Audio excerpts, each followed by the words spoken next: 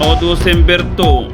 kabajamtoota fi jaalatamtoota keenya oduu gaddaa qabannee isinii dhiyaanne viidiyoon guyyaa irraa viidiyoo Alaksi Taayyee Tijaanii sooshaal miidiyaa kana gubbaa deddeemaa jirtu Alaksi Taayyee kiyyaa miti jechuun waakkatan Alaksi Taayyee ani gonkumaa gocha akkasii hin raawwatuuf illeen taa'u jechuudhaan waakkatan Alaksi kana kan ja'an karaa TikTokii laayibii mana Dr. Aslitti yoo dubbatan viidiyoon sun viidiyoo sobaatii kiyyaa miti jedhan Dr. Asliin gama isaatiin viidiyoon sun viidiyoo sobaatii miti viidiyoon keetuma jechuudhaan kee tahuu yoo baate kasi fakkaatu malee viidiyoo shooppii miti jedhan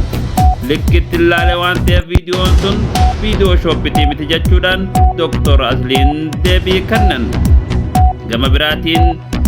obbo Alaksi Taayyee viidiyoon sun fakkaataa koos ta'u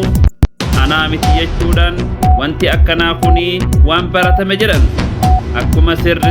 akkuma Dr. Aslii fi maakii irratti amma duraa olola garagaraa diinonni banan anallee uffama santu na mudate jedhan Dr. Asliin gama isaatiin keenyaa fi kan kee adda jedhan keenyaa fi kan kee wanni adda isa godhu waa baay'eetu jira malee jechuudhaan deebisan itti dabaluudhaan obbo Alaksi Taayyee wanni kuni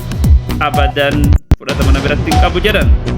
wanni fudhatama biratti hin qabnes waan ani hin hojjenne waan ta'eef waan ifi hin hojjenne ittiin qaanfadhu jedhan yooni ifi hojjedhe wantichi wanta nama gammachiisuu jedhan hojichi namicha baay'ee namatti tola jedhan garuu ammoo maal godhare kiyyaa miti jedhan itti dabaluudhaan obbo Alaksi Taayyee gareen shira kana irratti xaxaa turte garee amantii Pheenxeeti jechuun hordoftoota amantii Pheenxeetti quba qaban akka fakkeenyatti yeroo kaffaaloo amantii Islaamaa arrabsu warruu sarara lamaatiin kaffaaloo hisnuun kuyyanii yaadatama jedhan yeroo sanitti hordoftoonni amantaa Pheenxee yeroota garagaraa irratti xaxaa turan garuu shira isaanii sanitti milkooyna jedhan shira isaanii san yeroo saniif waan itti milkaa'iniif amma karaa kanaan dhufan jedhan haa ta'uutii malee kun